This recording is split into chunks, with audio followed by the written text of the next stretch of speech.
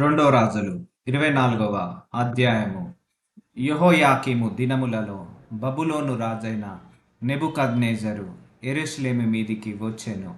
యెహోయాకీము అతనికి దాసుడై 3 ఏండ్లు సేవ చేసిన తర్వాత అతని మీద తిరుగుబాటు చేయగా, యెహోవా అతని మీదికిని తన సేవకులైన ప్రవక్తల ద్వారా తాను సెలవిచ్చిన మాట చొప్పున యూదా దేశమును నాశనము చేయుటకై దాని మీదికిని కల్దీయుల సైన్యములను, సిరియనుల సైన్యములను, మోయాబీయుల సైన్యములను, అమ్మోనీయుల సైన్యములను రప్పించెను. మనష్షె చేసిన క్రియలన్నింటిని బట్టియు అతడు నిరపరాధులను హతము చేయుటను బట్టియు యూదావారు యెహోవా సముఖము నుండి పారదోలబడినట్లుగా ఆయన ఆజ్ఞ వలన ఇది వారి మీదికి వచ్చెను. అతడు నిరపరాధుల రక్తముతో యెరూషలేమును నింపినందున అది క్షమించుటకు యెహోవాకు మనస్సు లేకపోయెను. యెహోయాకీము చేసిన ఇతర కార్యములను గూర్చియు అతడు జరిగించిన దానినంతటిని గూర్చియు యూదారాజుల వృత్తాంతముల గ్రంథమందు రాయబడి ఉన్నది. యెహోయాకీము తన పితరులతో కూడా నిద్రించగా అతని కుమారుడైన యెహోయాకీను అతనికి మారుగా రాజాయెను. బబులోను రాజు ఐగుప్త నదికిని యూఫ్రటీసు నదికిని మధ్య ఐగుప్తరాజు వశమునున్న భూమి అందంతటి పట్టుకొనగా, ఐగుప్తరాజు ఇక నిన్నటికిని తన దేశం నుండి విడిచి బయలుదేరుట మానెను.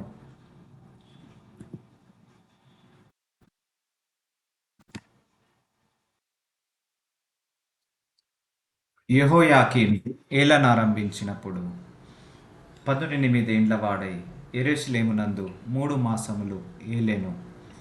యెరూషలేము వాడైన ఎల్నాతాను కుమార్తెయగు నెహుష్తా అతని తల్లి.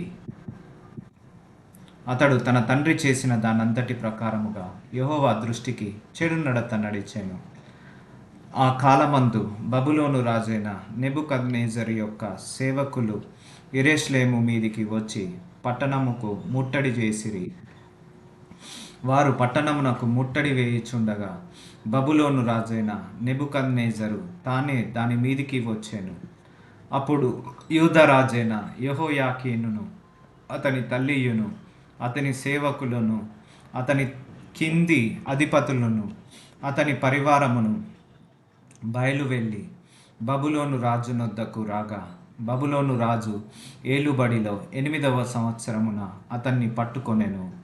మరియు అతడు యెహోవా మందిరము ధననిధిలోనున్న పదార్థములను, రాజు ఖజానాలోనున్న సొమ్మును పట్టుకొని ఇజ్రాయేలు రాజైన సొలొమోను యెహోవా ఆలయమునకు చేయించిన బంగారపు ఉపకరణములన్నింటినీ యెహోవా సెలవిచ్చిన మాట చొప్పున తునకలుగా చేయించి ఎత్తుకొని పోయెను.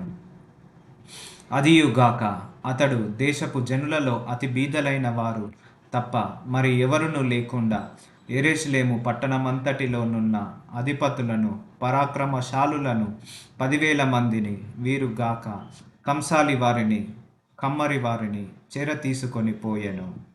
అతడు యెహోయాకీనును, రాజు తల్లిని, రాజు భార్యలను, అతని పరివారమును, దేశంలోని గొప్పవారిని చెరపట్టి యెరూషలేము నుండి బబులోను పురమునకు తీసుకొని పోయెను. 7,000 మంది పరాక్రమశాలులను, 1,000 మంది కంసాలి వారిని, కమ్మరి వారిని, యుద్ధమందు తేరిన శక్తిమంతులనందరినీ బబులోను రాజు చెరపట్టి బబులోను పురమునకు తీసుకొని వచ్చెను. మరియు బబులోను రాజు అతని పినతండ్రి అయిన మత్తన్యాకు సిద్కియా అను మారుపేరు పెట్టి అతని స్థానమందు రాజుగా నియమించెను. సిద్కియా ఏలనారంభించినప్పుడు 21 సంవత్సరముల వాడు. అతడు యెరూషలేమునందు 11 సంవత్సరములు ఏలెను. అతని తల్లి లిబ్నా ఊరివాడైన యిర్మీయా యొక్క కుమార్తెయగు హమూటాలు. యెహోయాకీము యొక్క చర్య అంతటి చొప్పున సిద్కియా యెహోవా దృష్టికి చెడు నడత నడిచెను. యూదా వారి మీదను యెరూషలేము వారి మీదను యెహోవా తెచ్చుకొనిన కోపమును బట్టి తన సముఖములో నుండి వారిని తొలివేయుటకై బబులోను రాజు మీద సిద్కియా తిరగబడెను.